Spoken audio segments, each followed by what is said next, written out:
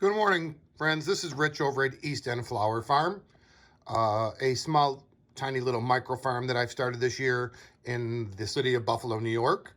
I thought I'd give you just a little morning tour of what's going on under the grow lights and just to show you what's going on and what's coming up and being born.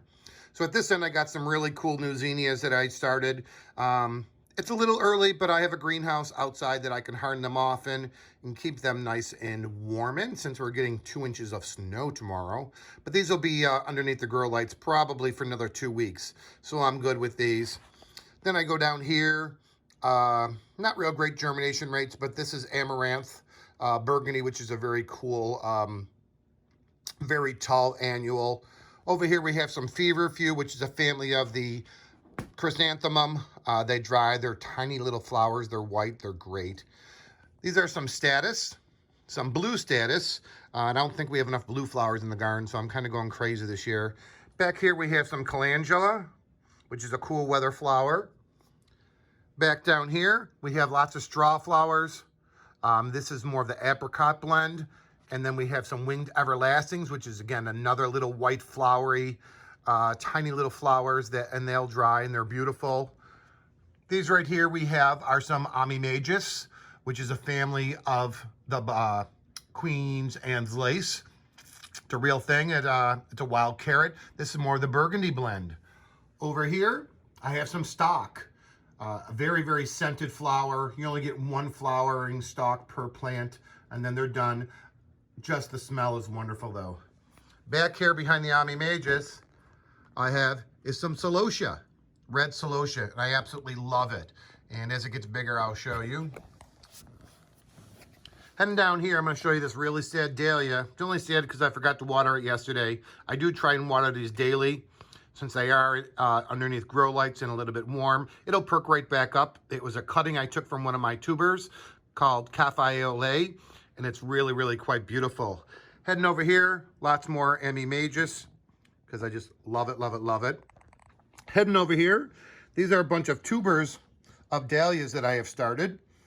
And what I do is I pre-start them in the house to get them sprouted. For most people who know that, dahlias don't bloom till late summer. I like them earlier in the summer. I just think they're one of my favorite flowers, so I start them in the house early.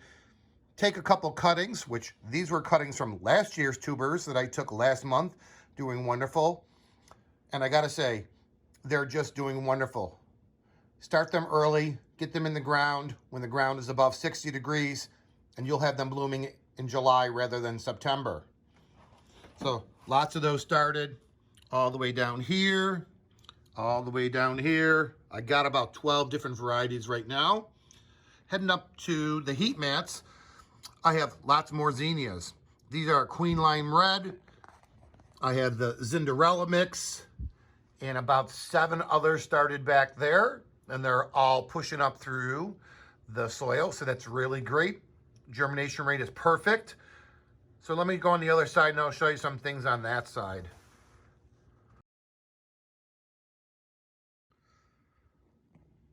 Alrighty, on this side of the grow rack, I have lots and lots of amaranth started. Again, I'll show you the different varieties. I got about 6 different kinds growing. This is some more Love in the Mist. Most of it's in the greenhouse outside, hardened off already. As is a cool weather flower, it can be planted now, except for it's gonna snow, so I'll hold off.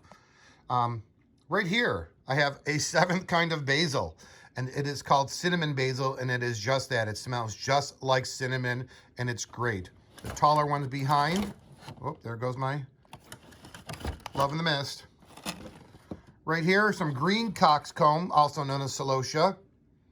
And I got about 3 or 4 different kinds started of that. Right here in the fallen down one, just some more little amaranth started. Heading over here, more of that straw flower, different variety though.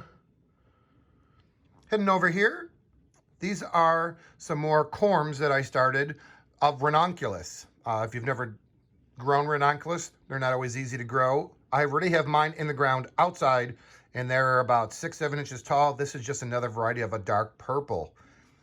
Back here, red celosia, little babies just being born. Back over here, we have gomphrena. And if you've never seen that, Google it. It's really cool. I've got about 4 or 5 different varieties of that started. More amaranth babies. They're really cool. Let me head down to the next shelf. Lots and lots of dahlia cuttings. I just can't say enough. These were taken from my tubers. I let them pre-sprout. I cut them, stuck them in a rooting agent, stuck them in the ground on a heating mat, and they are doing wonderful. Oh, really, really, really, really great new growth on them. Super happy for them. Oh, look, more Ami Magus. And down on the back on this side, yep, you got it. More dahlia sprouting. Can't have enough of them. All right. Thanks for looking at this tiny video. I'll take you out to the greenhouse a little later today and I'll do a second video. Thanks. Have a great day. Right now I'm just shooting through the deer fence because I have a major deer issue. But right here I got about 60 to 70 of 2 different kinds of tulips that are almost ready to be harvested. Some of these right back here could be harvested. We're having a snowfall tomorrow, hopefully no more than 2-3 inches, and they should be fine. And then I have some more back here, oh, maybe about 100, 150. Just starting to bud up. Hopefully in the next 2 weeks, they'll be bursting open. I'll be delivering those to family, friends, things like that.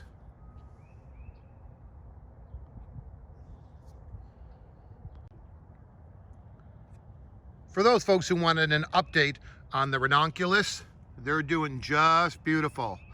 I showed you ones a little earlier that are just starting downstairs on the grow mats. These ones have been in the ground for about 3 weeks already. They are a cool weather flower. They like the cold weather. They don't really care for the heat. And also interplanted in between those are snapdragons. Snapdragons are a cool weather flower. Again, they like cool weather. These are the florist type that grow about 3 feet tall, the snapdragons. I got about 6 different varieties here, and I have more in the greenhouse, which I'll show you in just a minute. Here's a quick update on the sea holly for all those who were interested how they ended up. These were started by seed. I hardened them off, brought them outside, and there's about maybe 12, 13 plants here, and I have more on the other side of my garden. Over here, some more tulips for cutting. We got more sea holly over here.